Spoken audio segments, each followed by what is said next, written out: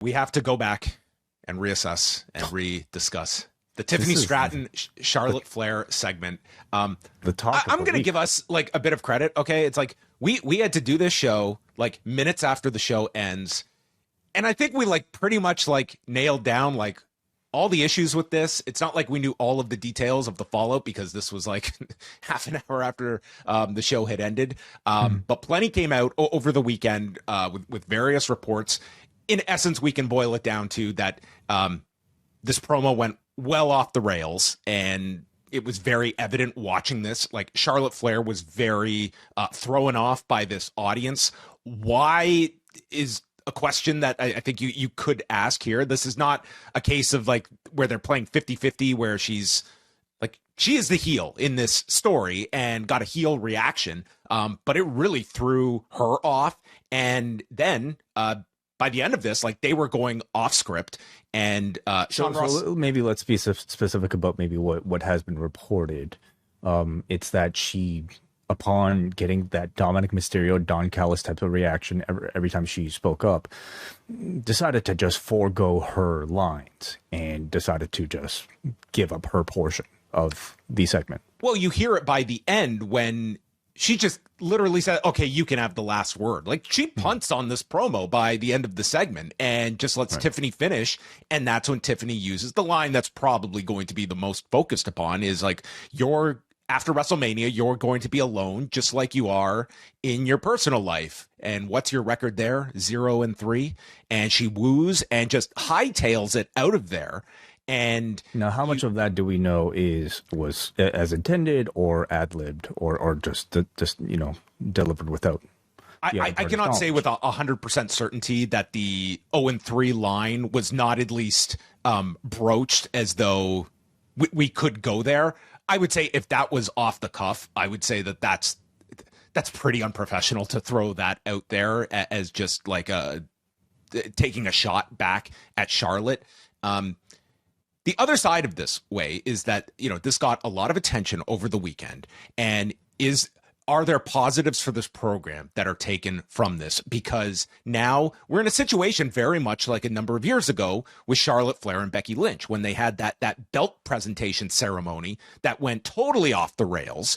And the end result was this idea of just the fascination of seeing these two having to work together at Survivor Series that last year. This was a program that I think has been pretty maligned from the get-go. It has not clicked.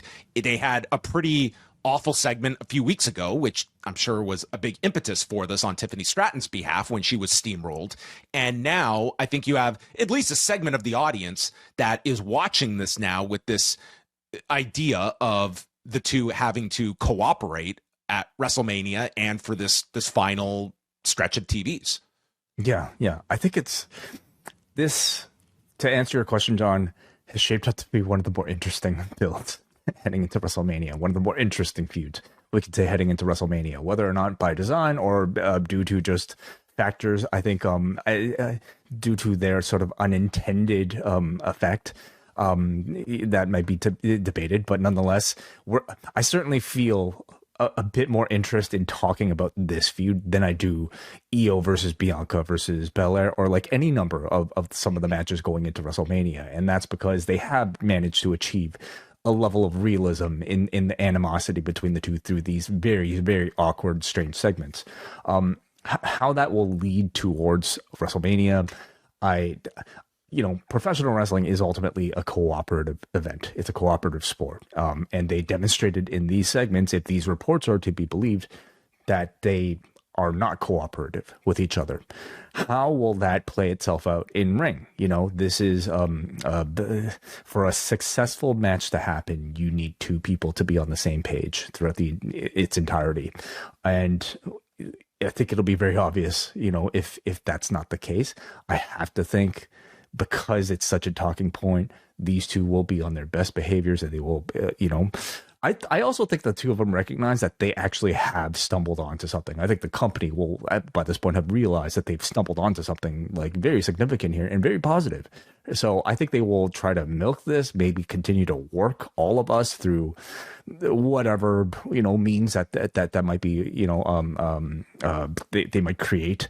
And they might even tease a situation or two in the match that might have us thinking that they're not cooperating. Whether or not it's successful, whether or not it's well done, I mean, that remains to be seen. But there's a lot of potential for a good match. There's potential for an off the rails match as well. But I kind of feel like that would be unlikely for such a big stage.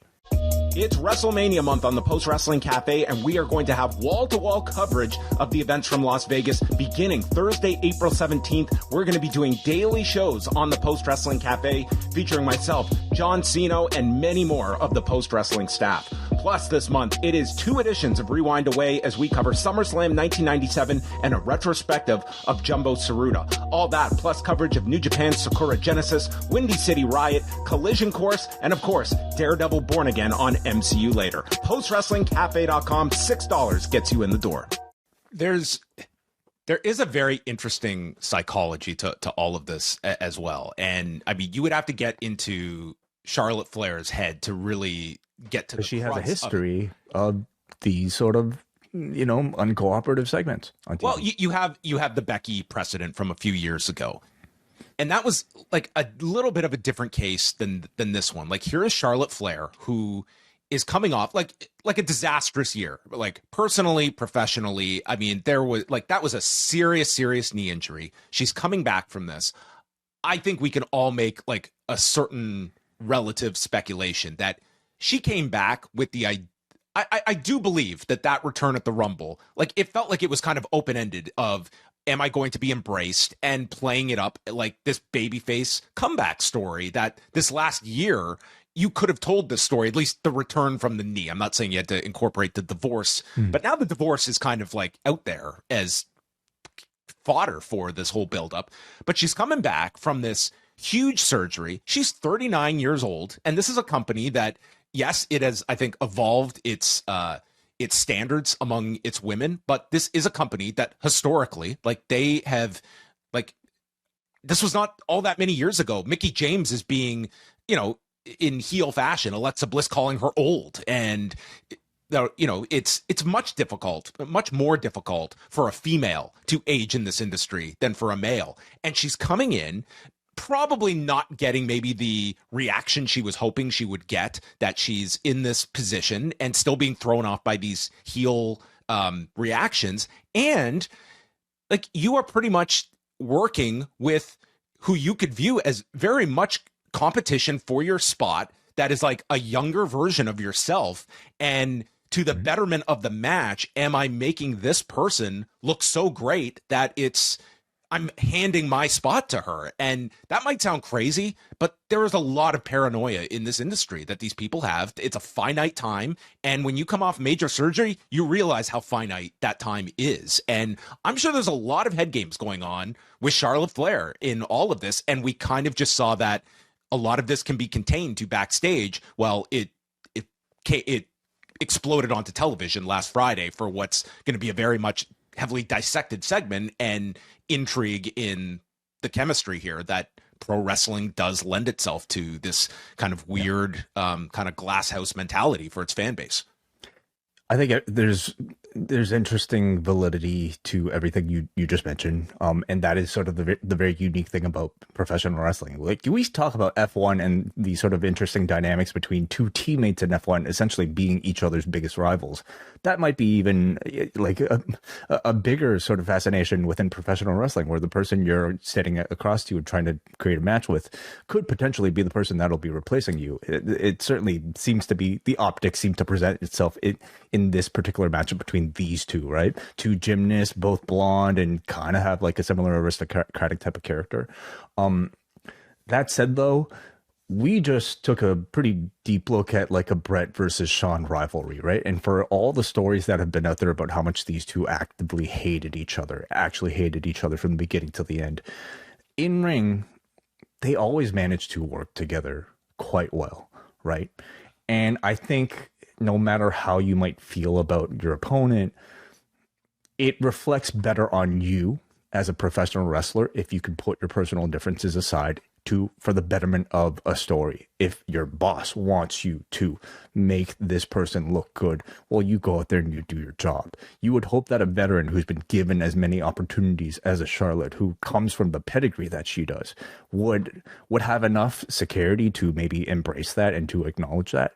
You know, ultimately, your value as a professional wrestler isn't just how well you can perform, it's how well you can perform with somebody else. And to, you know, in certain situations that include like talking segments, like what we saw here, to not support the person on the other side in order for you to create the best story that you can create, I think it's more of a poor reflection on you than it would be the other person. What do you expect if they put, even if it's separate on television, if they put these performers out there? I mean, they're in Seattle this weekend and then Vegas next week on SmackDown. What do you expect the crowd dynamic to be for these two? Does this kind of reinforce Tiffany Stratton in kind of a babyface role? Is it a mixed reaction, or what kind of reactions would you expect? Yeah, I'm expecting a very pro Tiffany crowd, I think, from here on out. And I think, like, you know, the reaction to the segment on Friday was that a lot of people thought Tiffany's lines were landing really well, or at least they were very well designed. And I think I don't think Charlotte came across that well in talking over her constantly. You already saw the natural heel reaction that was, you know, throwing her off a little, that I expect other crowds to fully copy. It was like the opposite of the face-to-face a few weeks ago. Like, we had segments where both of them were just kind of overwhelmed by the other. In this case, I think it was as much the crowd that overwhelmed Flair here, which was, it was odd, but like we saw it in real time play out that way. And they have to expect that to continue for all of these other crowds. Like, they should, like, the crowd reaction was so key to a lot of this that you would think, like, you will get to a degree kind of mimicking crowd reaction. But like we've seen it in the past, when you get that big heel reaction, like, the other audiences copycat that as well. I'll be very interested to see if they put them in front of the crowd. I wouldn't expect together, but at least throw either of them out there in front. Like, well, why not? Like, again, like, look how much we've talked about this, and look how much the internet has talked about this. It's actually becoming one of the hotter programs. They have their ability to own it, you know, own the interest that they've kind of stumbled onto, and in order to translate this into an actual, like, well-told story here. And I'd love to see how they're handling it. I'm sure, like, Charlotte is taking notes from Dominic right now, asking, hey, like, what do you do to handle these sort of reactions, to really milk the audience's reactions? Maybe Dad's even giving her some notes about all this. Well, that was the latest with Tiffany Stratton. And do we get Ludwig Kaiser and Andrade making appearances throughout, and cameos throughout any of this? I'm going to doubt there's going to be no mention of those two, nor any DMs. That would be my thought. Okay.